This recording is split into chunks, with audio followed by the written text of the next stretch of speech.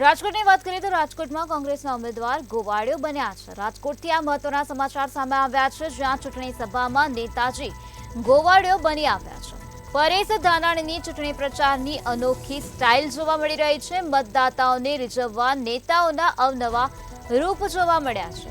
તમે બધા કાન પકડીને રાજકોટ લાવ્યા છો તેવું પરેશ ધાનાણીએ કહ્યું છે। સાંસદ નહીં સાથી બનવા રાજકોટ આવ્યો છું, આ પ્રકારનું નિવેદન પરેશ ધાનાણી દ્વારા આપવામાં આવ્યું છે।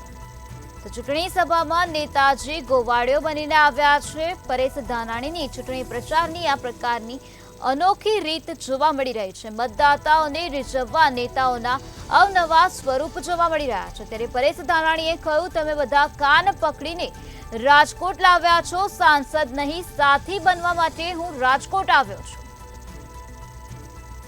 રાજકોટમાં કોંગ્રેસ ઉમેદવાર ગોવાળિયો બની ગયા છે। ગોવાળિયાનો સ્વરૂપ ધારણ કર્યો છે। મતદાતાઓને રીઝવવા નેતાઓના આ પ્રકારના અવનવા સ્વરૂપ જોવા મળી રહ્યા છે। ચૂંટણી સભામાં નેતાજી ગોવાળિયો બનીને આવ્યા છે। પરેશ ધાનાણીની ચૂંટણી પ્રચારની આ પ્રકારની અનોખી સ્ટાઇલ જોવા મળી રહી છે।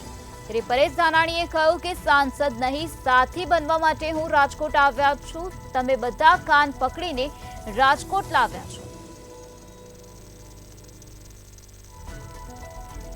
કોંગ્રેસના ઉમેદવાર પરેશ ધાનાણીએ ગોવાળિયાનું સ્વરૂપ ધારણ કર્યું। ચૂંટણી સભામાં નેતાજી ગોવાળિયો બની આવ્યા। પરેશ ધાનાણીની ચૂંટણી પ્રચારની આ અનોખી રીત જોવા મળી। મતદાતાઓને રીઝવવા નેતાઓના અવનવા સ્વરૂપ જોવા મળી રહ્યા છે। રાજકોટમાં કોંગ્રેસ ઉમેદવાર ગોવાળિયો બન્યા।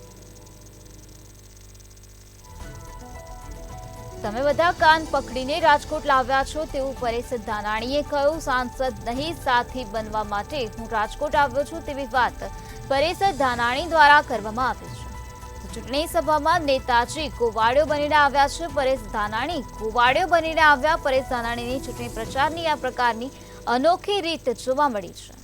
તો મતદાતાઓને રીઝવવા નેતાઓના અવનવા રૂપ જોવા મળ્યા છે।